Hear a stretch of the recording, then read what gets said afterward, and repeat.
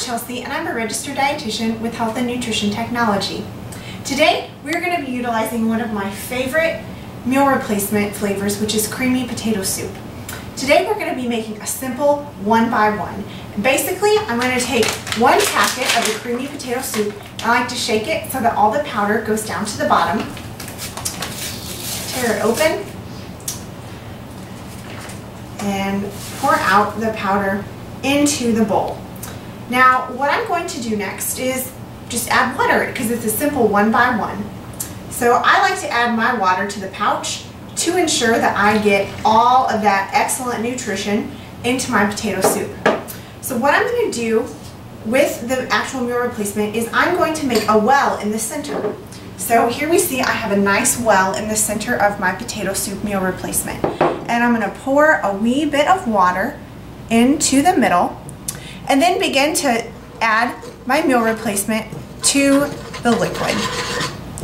And that way I don't add too much, and then I can just continue to add and scrape from the sides until all of the meal replacement is incorporated into the fluid. And I really want to encourage you that cooking with the meal replacements is a skill set. Just as you learned to cook initially, perhaps when you moved to college or you had your first apartment, the same principle applies to cooking with meal replacements. It is a skill set and it does take practice. So don't get discouraged. If you make something and it doesn't turn out like you like it, no big deal. Try again. So we're going to scrape down so that all of that powder is incorporated. And then we just want to level it out. And I like using this kind of a dish because it's deeper in the middle, and I have really wonderful memories of my grandma making potato dumplings.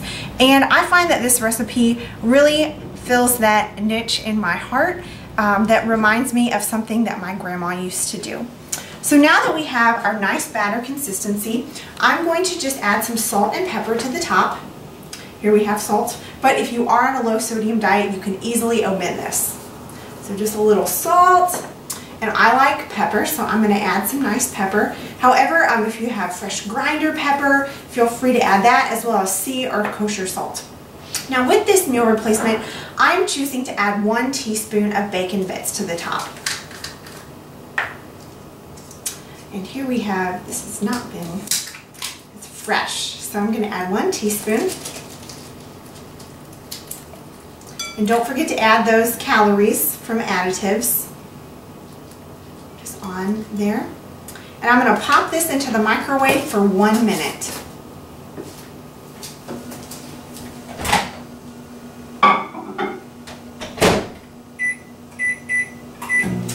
Now, if you wanted to truly jazz this one-by-one up, you could add many different things. For instance, if you wanted a bit of a fluffier consistency, you could add 1 tablespoon of a Bisquick powder.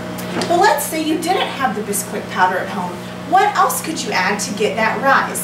Simply, you could add a ½ teaspoon of baking powder and wait for it to beep so that it is completely finished in the cooking process. And we want to remove this. Oh, this smells wonderful. So here we see that we have a nice potato soup dumpling with bacon bits. Now let's say you really want to jazz this up. What else could you do? Well, there are a whole lot of other additives that you could use to place on top of the meal replacement to give it a variety of different flavors, textures, and mouthfeels, because we know we all want those varieties in our lives. One of my favorite options is to use Laughing Cow cheese.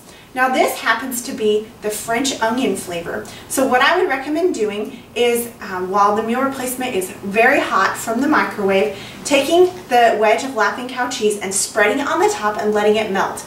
And perhaps if the cheese is not melted, go ahead and pop it back in the microwave for 10 to 15 seconds until the cheese completely melts. Here we have a little under a cup or 3/4 cup of some nice pepper and onions. You can place these on top of the meal replacement and enjoy. I had completely forgotten that our veggies were to the side. Now what I would recommend is doing a sauce vegetable. And you pop this in the microwave for 5 minutes according to the directions. And then once you remove it from the microwave, go ahead and give it a nice stir. Now you want to measure out 3/4 of a cup of these saucy vegetables, and that will be anywhere from 45 to 50 calories. But remember to be a label detective and to investigate the nutrition facts so that when you account for your calories, you're truly honest when record keeping. So next time you want something savory, go ahead and make a potato soup one by one. Enjoy!